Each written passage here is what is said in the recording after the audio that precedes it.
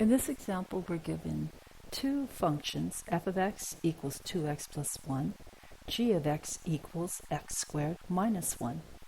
And we're asked to find two different new functions. Part A is f composed g of the number 1, and the second is g composed f of the number 1.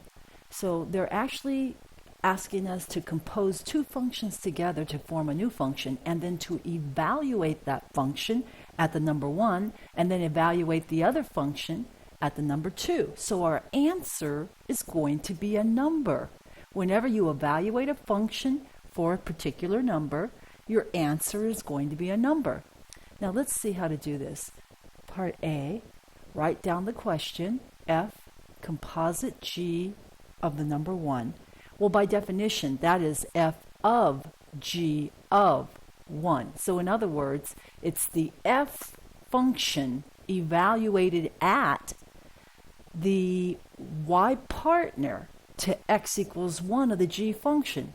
You see what I just said? That's all inside of the parenthesis. This is f of what's inside of the parenthesis. Well, what's inside of it? Inside of the parenthesis is g of 1. Well, what's g of 1?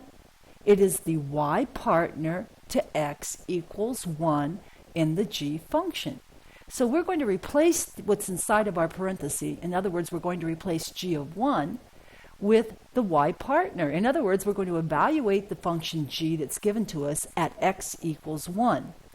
That's going to give us f of, well, look at g of x is equal to x squared minus 1. That's given to us. If they ask us to put g of 1 inside that parenthesis, they're asking us to plug in 1 for x in the definition of the g function.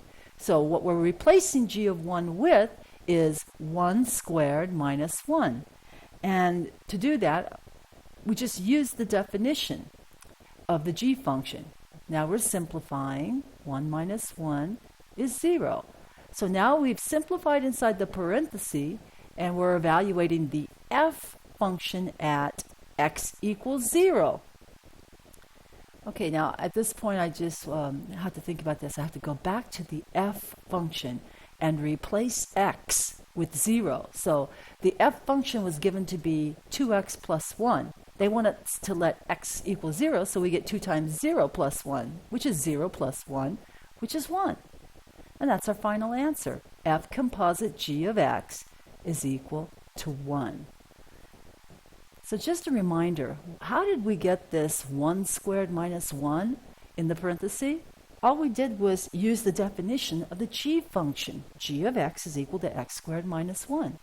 And how did we get the 2 times 0 plus 1? Well, that was by using the definition of the f function. F of x equals 2x plus 1, and we let x equal 0.